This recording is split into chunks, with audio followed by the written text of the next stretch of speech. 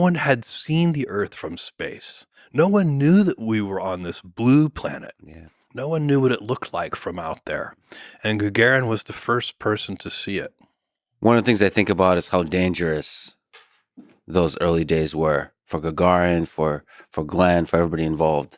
Like how big of a risk they were all They taking. were taking huge risks. I'm not sure what the Soviets thought about Gagarin's flight, but I think that the Americans thought that the Alan Shepard flight, the flight that New Shepard is named after, the first American in space, he went on his suborbital flight.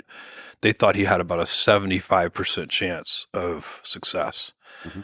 So, that's a pretty big risk, a 25% risk. It's kind of interesting that Alan Shepard is not quite as famous as John Glenn.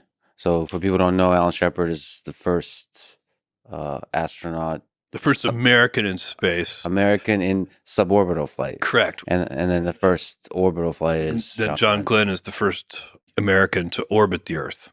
By the way, I have the most charming, sweet, incredible letter from John Glenn, which I have framed and hang on my office wall, What did he say? where he tells me how grateful he is that we have named New Glenn after him. And he sent me that letter about a week before he died. And it's really an incredible, it's also a very funny letter. He's writing and he says, this is a letter about New Glenn from the original Glenn.